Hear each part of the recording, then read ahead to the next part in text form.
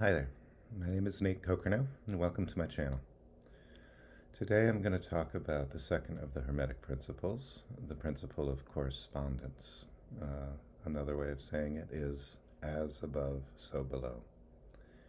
So I already covered the first, which is mentality, or mentalism, which is that the world that we see is a projection or an extension of what is basically happening in our internal world. And this second one is basically they're stating that there is a correspondence between the laws and phenomena of the various planes of being in life. And what that refers to is the different levels of reality, the different planes of existence. This plane of existence that most of us are referring to as reality, with the world around us, with politics and relationships and health and jobs, careers, all of that stuff. That's this plane of reality. But then there's another plane of existence beyond that.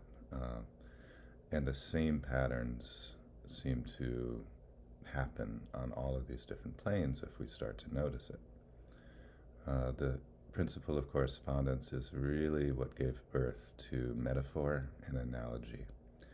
And it can, as we all know, I think, we can really sometimes effectively communicate things by using analogies. And so I'm going to use a few examples from neuroscience because I studied psychology for 4 years and I learned a lot about neuroscience. And then I came to learn from Donald Hoffman that our brains themselves don't actually exist. That if a brain surgeon cuts open somebody's skull, they see a brain precisely because they believe that's what they're going to see, is a brain. So let me tell you a little bit about thoughts and how they arise according to neuroscience, and also, more importantly, how thoughts basically transform into beliefs over time. So we've got a chain of neurons, and some chains could be a thought, some could turn into an action. Those are the ones that basically extend out from the brain and the central nervous system to like the rest of the body. But we're going to just focus on thoughts. So in a chain of neurons, there's a synapse between each alternate pair of neurons in the chain. And that synapse is like a space in between them. And there's a chemical and an electrical reaction that has to take place between each chain of neurons for the information to basically go in that direction or not go into that direction. And if the electrical and chemical reaction happens, it passes on to the next one, and then again to the next one, and then to the next one, and etc. We could call that a thought. And if that synapse has been triggered enough times, then it becomes the path of least resistance. So that's how we basically develop patterns of thinking. We can think the same thing over and over again.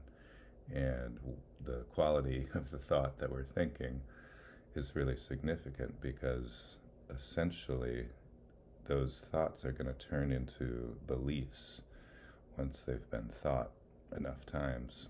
I have no idea precisely the number of times it takes for something to transform from a thought to an actual belief, but that's how it works in the brain. And of course, the word triggered is very, very fundamental to our emotional experience in this world, because say we've thought, I'm the victim here enough times, we now believe that we are the victim. And if we move back to mentalism, the first of the Hermetic Principles, we can understand how we basically see ourselves as a victim again and again and again because we believe that we are the victim. Could also work the same way if we believe that we are the aggressor. Again and again and again, we believe that we are that jerk who is always doing bad things, and we start to hate ourselves. So it's true on the level of the neuroscience that, you know, you can look at all these brain scans and see the neurons lighting up and stuff, and we can easily assume that that is the cause of all of our thoughts. And it does reflect a greater truth from above, that our thoughts create our reality. And so we can use that knowledge to intentionally train our minds to think better thoughts, to think more loving thoughts rather than more fearful thoughts. It takes a lot of work to change the course of those beliefs, but with the intention, once we understand how it works, it can be done over time, and we can change our beliefs. And I know because I have accomplished that in the last 5 or 6 years, and turned more and more towards just loving thoughts, thoughts of connection, thoughts of compassion, thoughts of empathy, as opposed to thoughts of judgment of others and ourselves. Another great example is, I've talked about this before, those afferent and efferent nerves, and I hope I don't get them mixed up here. I haven't quite figured out the trick to remind myself which one is which. But between the brain and the neuron, between the brain, the central nervous system, and the sensory organs, there are neurons that are passing information from the sensory organs to the brain. And then there are another set of neurons that, or nerves, that send information from the brain to the sensory organs. And interestingly enough, people who have studied neuroscience have found that, I think it's the efferent nerves maybe, which send information from the brain to the sensory nervous system, or to the sensory organs. There's 70% of those nerves are efferent, meaning they're taking information from the brain to the sensory system, which means you're constructing what you see from what's inside the brain. Even though brains don't exist, this is still a good metaphor for how it works, and it's a useful metaphor, and we can utilize it just in the way that I was talking about. Another one that I have discovered, and this was interesting because this spring when I was doing a 40-day and night guidance challenge with A Course in Miracles, trying to receive guidance, trying to basically come to understand how my particular flavor of receiving guidance works. One of the pieces of guidance that I came upon was astrology. Start studying astrology, Nate. And I have, for the last 6 or 7 months, I've been diving into that system. It's a very ancient system. I don't know exactly how long it's been around, at least since the time that Hermes Trismegistus was around. And it was a very, very effective way of predicting things. And basically, it's the idea that our fate, our experiences are written in the stars.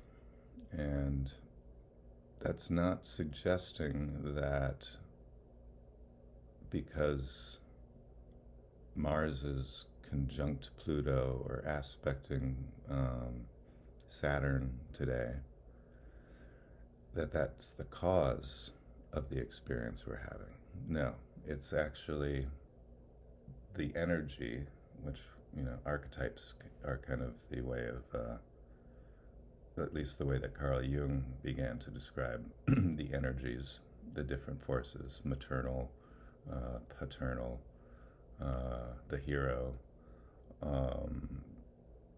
the trickster, all of these different sort of energies. The trickster is actually all about paradox, but we're going to get to that in a couple of later lessons.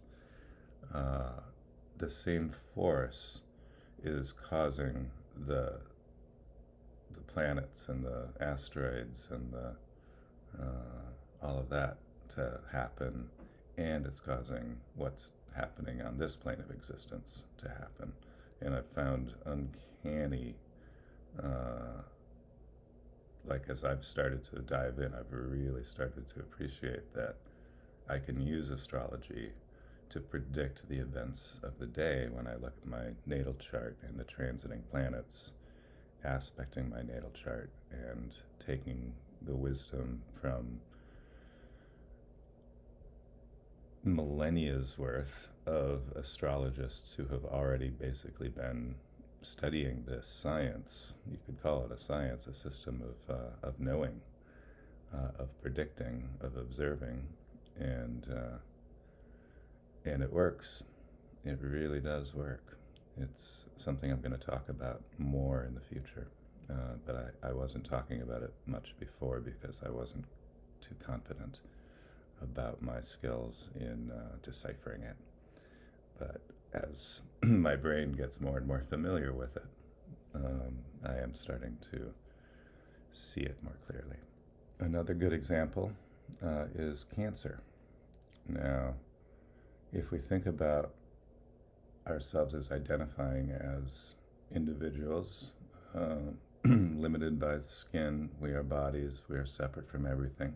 That's one way to identify. And then there's another way to identify, which is the I is the all of us, all of creation, everything that we see. That's the I, which again, with mentalism, we can appreciate. We can appreciate how it's basically which one of those we identify is going to cause the experience that we're having. And cancer cells, as far as I know in the body, they're basically little cells that are different, that are kind of abnormal from the rest of the cells, and they basically want to create more cells like themselves, and they're not in alignment with the greater collective of the cellular structures in the body. And inside the body, yes, we could look at that and say that's cancer, but in the larger sense, we could also look at the global collective I, the we, the true self I, and see how this idea of separate self, I am a separate self with my own agenda and my own purpose, and that's what I need to go after for basically to find salvation or happiness, is get the things that I want, how that can create a lot of dis-ease in the greater system, which is basically the human experience. So that is the principle of correspondence, and the second of the Hermetic Principles. And that's all I'm going to share with you today. Thank you for watching. And if you are finding these ideas helpful, please like and subscribe and share it with your friends. And I hope that you all have a wonderful day full of blessings and miracles. Take care.